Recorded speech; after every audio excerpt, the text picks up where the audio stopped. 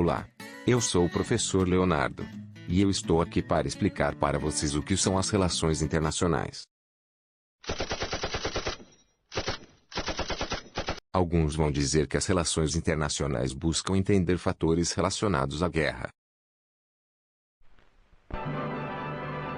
Outros dirão que as relações internacionais tratam da análise de assuntos relacionados à paz. Throughout the world, throngs of people hail the end of the war in Europe.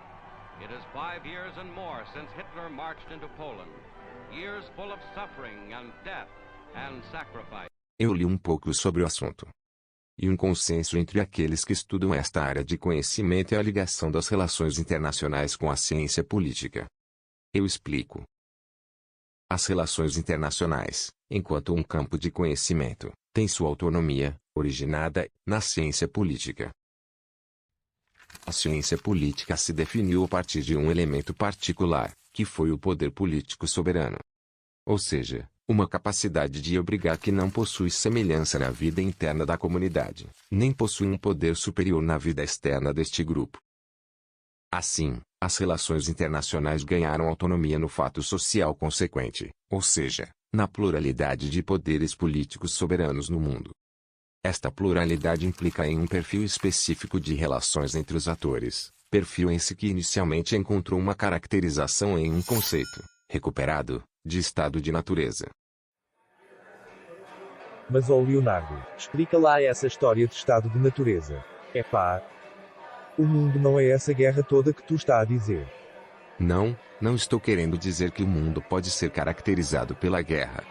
Na verdade, eu estava me referindo ao conceito criado pelos contratualistas. Então explica lá isso. Então vamos lá. O contratualismo é uma vertente de pensamento que tenta explicar a passagem da vida humana, de uma situação imaginada, anterior existência da nossa sociedade, para uma situação que conhecemos hoje. Ou seja, de viver sempre, e apenas em sociedade. A questão aqui não é relativa à interdependência entre os homens, a qual não se concebe que alguma vez não tenha existido. Entretanto, o problema que os contratualistas enfrentam está centrado na existência e na obediência a uma lei, a qual poderíamos chamar de lei natural, ou lei positiva.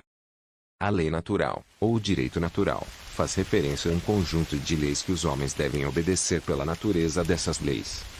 Ou seja, os homens obedecem mesmo que não exista um poder que imponha essas leis.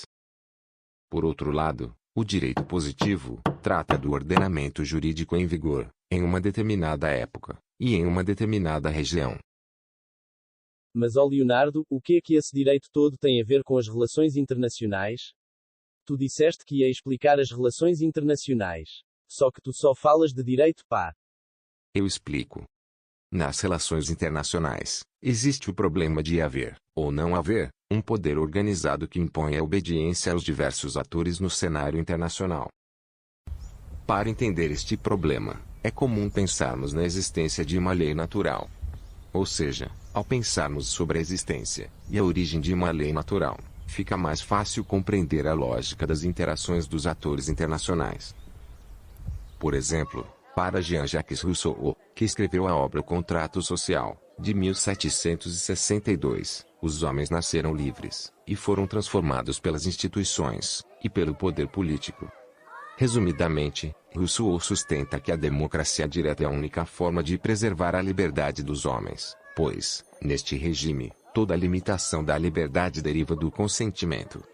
De fato, a aceitação da democracia se traduz na cedência de uma parte da liberdade à sociedade, ou em última análise, significa a submissão das minorias às maiorias. Esta submissão tem a forma de um contrato social entre todos, para o bem geral. Deste contrato, deriva uma associação de identidade e subjetividade, com uma vontade geral. Associação essa que, quando passiva, é chamada de Estado, e, quando ativa, se chama soberano. A questão é saber se as minorias são livres quando obedecem às maiorias. A votação, neste caso, é método de interpretação da vontade geral, esta que, necessariamente, é diferente da vontade de todos, ou da vontade de grupos. Entretanto, isso cria o chamado paradoxo da democracia.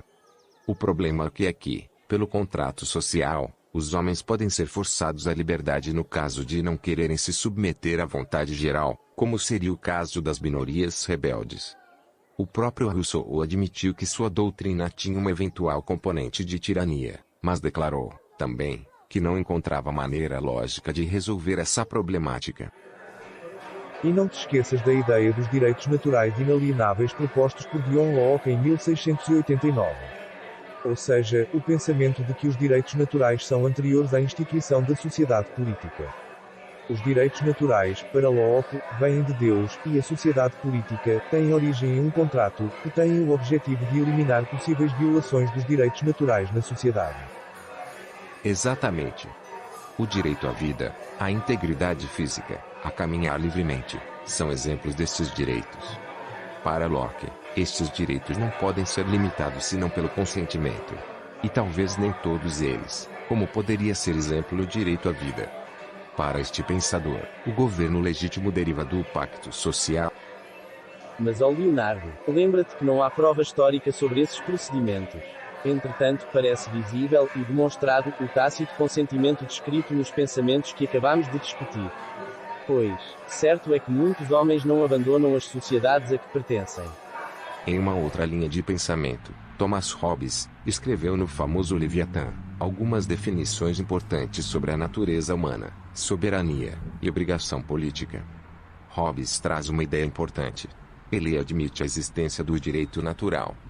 Entretanto, diz que, embora tal direito tenha autoridade, ele não possui qualquer poder para ser respeitado em um estado de natureza. Isto é, antes da instituição do poder político. Nessa situação, a vida social é uma guerra de todos, contra todos.